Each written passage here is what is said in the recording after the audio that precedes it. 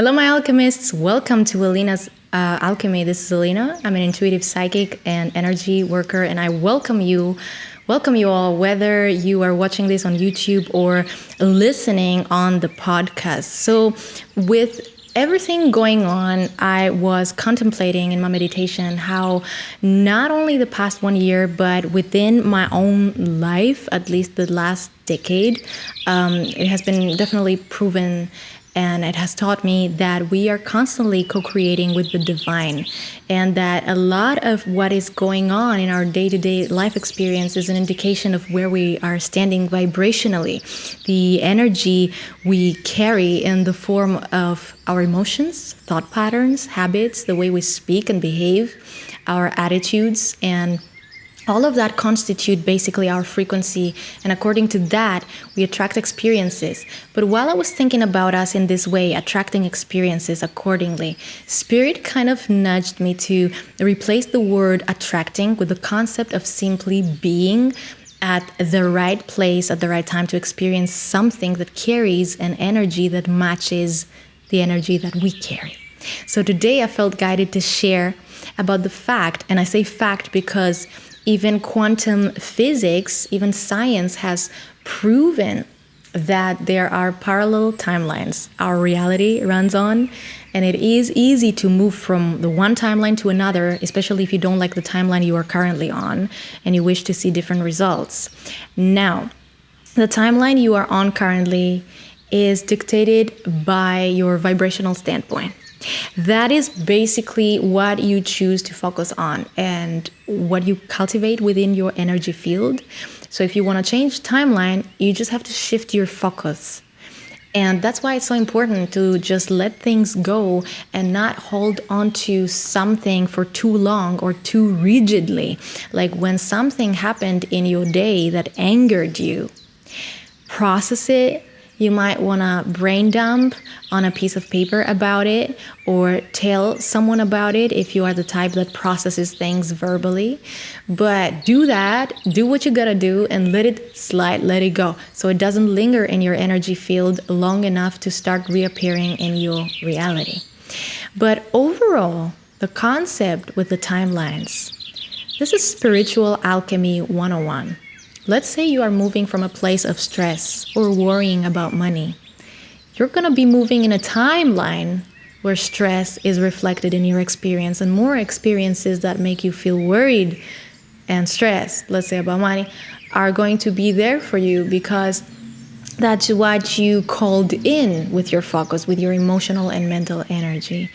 And I mean, most times the results don't even just roll in on their own. Most times you just make a decision that reflects the state of mind you are in. Let's say you get a job where you have to work under someone who you absolutely don't have a good feeling about, and yet you get the job because of the fear or the stress around money.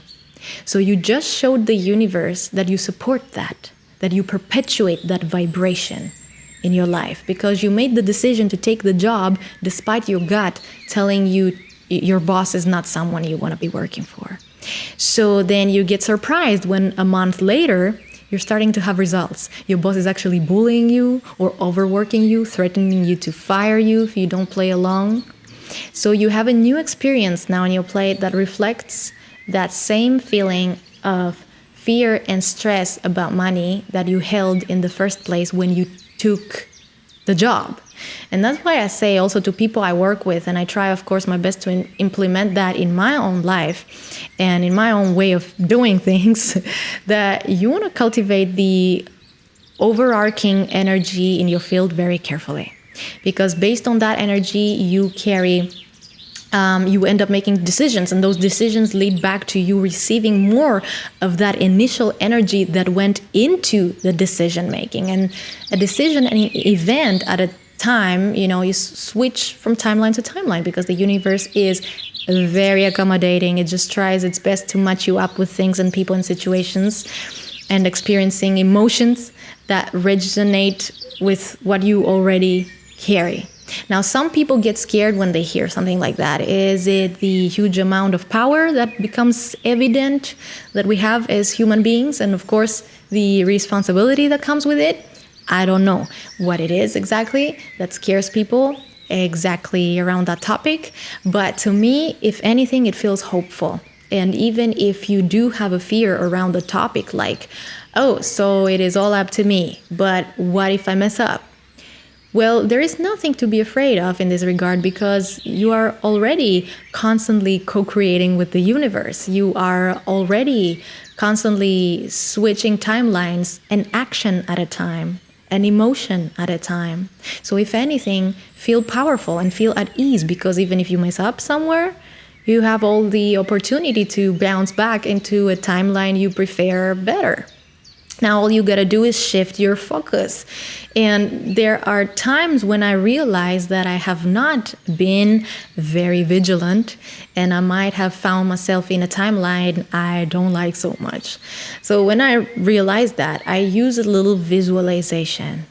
I imagine as if I am carrying some burden, or I take often the picture from the 10 of Wands from the tarot, where you have this guy carrying 10 big wands, 10 heavy pieces of wood, and he's overburdened by it. So I bring this picture in my head, and then I see me dropping all of this load, letting it go, and this signals my subconscious that it's time to return to alignment. And you're not on your own. There are plenty of tools to help you slip back into alignment. Meditation is one of them. Prayer, spending time in nature. You know, if you go and sit by the water and you just think of the water cleansing your mind, visualize your mind in the water, and as the water moves naturally, see how it cleanses your mind, and it takes away all of the mind chatter and all of the overthinking and all of that. And this always helps me truly release space mentally. And when you do that, you can feel your energy lifting, lightening, and you start to realize you are vibrating in the frequency of love instead of the frequency of fear. Because the truth is that in the universe, all emotions, all other frequencies, basically they all fall under two big categories, that of love and that of fear. So when you start feeling you are moving in the frequency of love, usually feels like relief, right? When you start shifting from fear to love, feeling like, okay, all is well actually. Then you're able to also see manifestation occur as well. Right? Now, another tool to help you shift timelines is truly to choose to vibrate from a space of joy, appreciation, anticipation, excitement, like really finding the joy in the little things. And you're going to find yourself in a completely different timeline when you do that. Trust me, speaking of personal experience. And now this alone shows again that you should have no fear of messing this up. It is so adjustable and so always in motion and so open to your manipulation, so to speak. And so it is basically easier and more simple than we even realize. And sometimes I forget it too. And then I remind myself, you have to start from where you are. Now, this is where appreciation comes in. And appreciation is a little different than gratitude. Let me tell you a story.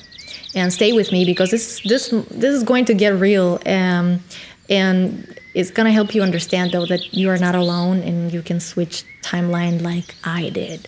So some years ago, I was not exactly broke, but I had newly moved completely on my own into a new country in my early 20s to pursue a career in the music industry. And I was not exactly the starving artist. There was always a little to go around with, but indeed, I spent some years eating only cheap pasta and tomato sauce. So I used to live in a tiny apartment. And so for the longest time, I felt bad about my circumstances. And I was very heavily focused on what I did not have.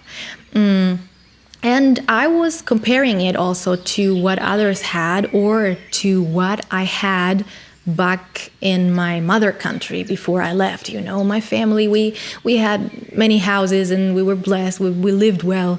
And suddenly here I was, little Elina, having so much less and being very self-conscious about it in a foreign country. And especially when I first arrived in Germany, it took me like a year to find a job. And when I did, I was making 500 euros per month. And 420 euros was my rent alone.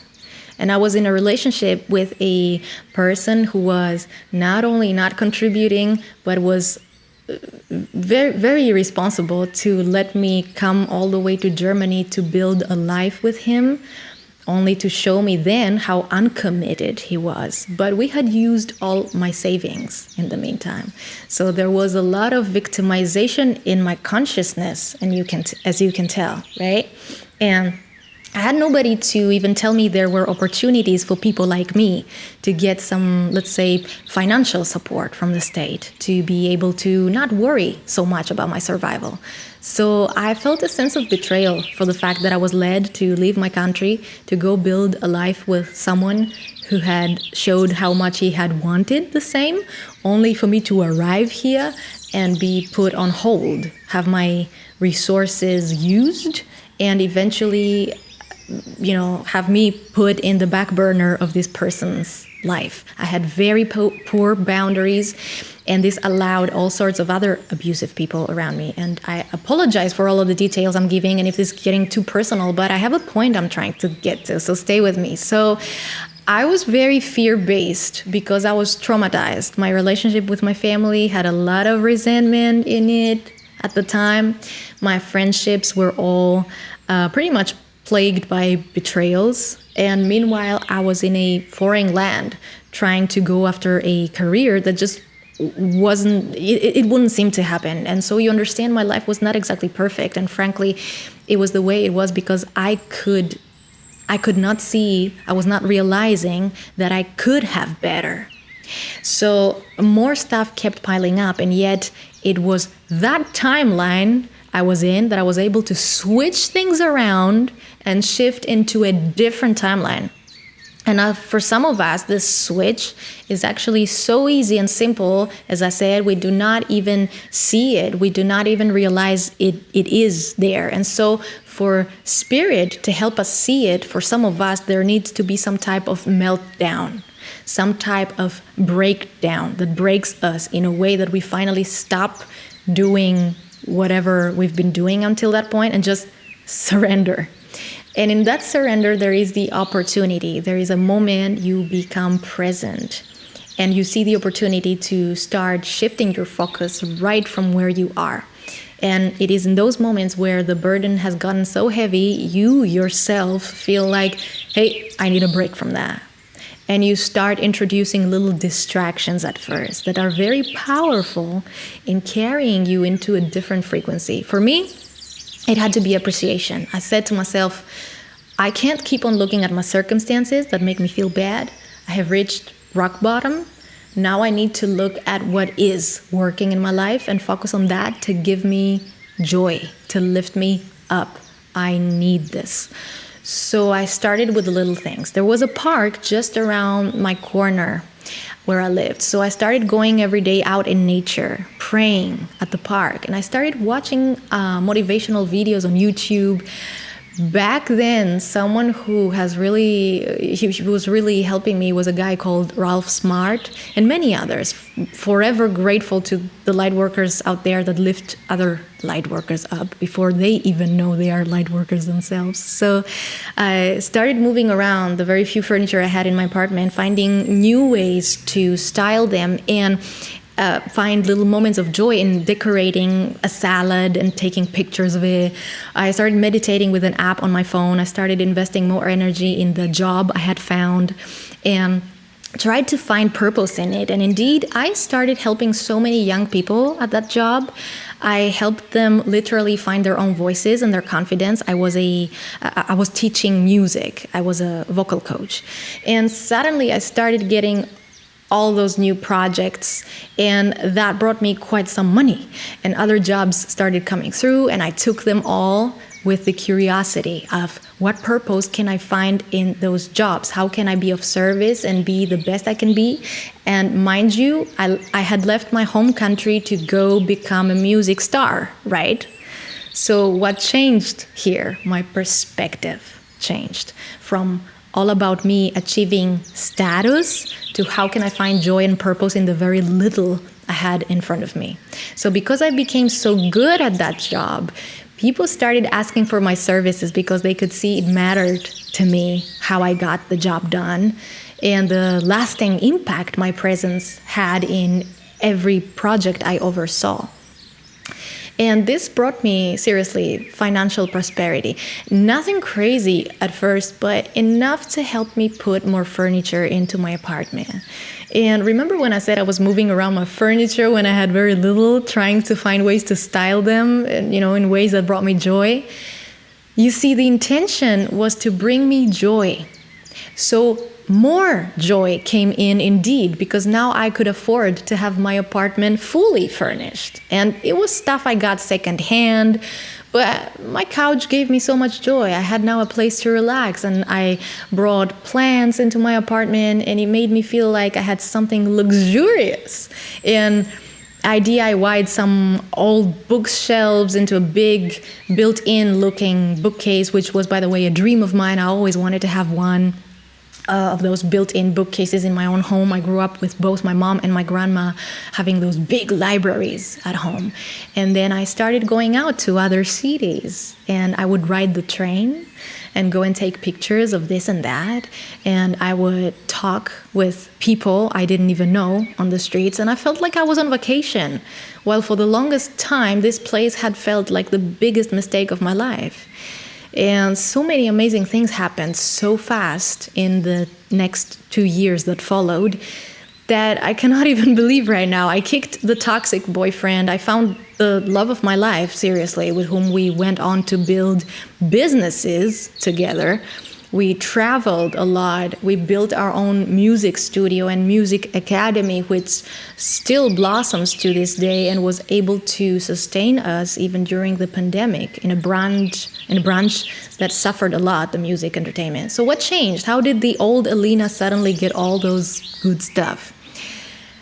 I had, of course, a breakdown that allowed the old to fall away for the new to come in. But this is a story for another video, because I want to take us back to switching timelines, using the power of appreciation, the power of pausing for a moment to see where you are and find something you can fuel joy, appreciation towards, and find ways to stir some joy in you, seeing how you can be of service, how you can be the best you can be and help the most where you are, how you can leave the place basically better than you found it. Now, that doesn't always mean taking action yet or doing something yourself. You don't have to go and clean up everybody's mess, right? Don't look at it like that. But don't look at what is. Go and, create this vision of how you want things to be and ask Spirit to deliver. So prayer and speaking life over yourself is so important on this. Speak it. Say, I call X into my experience now to come and find me. And then get into the receiving mode by doing something or focusing on something that brings you joy, happiness, love, relief. Even because joy means there is no presence of fear to block your manifestation. You are open. You are receptive to what you asked for. You're allowing yourself to flow from timeline to timeline, from a timeline of not having it to a timeline where you are getting it. And I'm going to talk more about timelines on this podcast in the future, because I feel like we are able to do so much, not only for us, but for the world around us. And this is a time where we need to be focusing on the outcomes we wish to see playing out in this world on a global scale. So thank you so much for watching, my wonderful alchemists. Subscribe to my YouTube channel if you haven't, Elina's Alchemy on YouTube. Send me your questions on Instagram at Elina's Alchemy. You can read all that we talked about on the blog at elinasalchemy.com. And of course, you can book readings and energy work with me through my website, elinasalchemy.com. For those asking, I'm no longer offering my tarot readings through Fiverr, as they just shut my profile down suddenly with no apparent reason. But that was a wonderful moment to pivot and create my own website. So from now on, when you want to book me for tarot readings and angel channelings, you can do so through my website. Stay well, stay safe and peaceful always, and I will see you on the next one. Goodbye for now.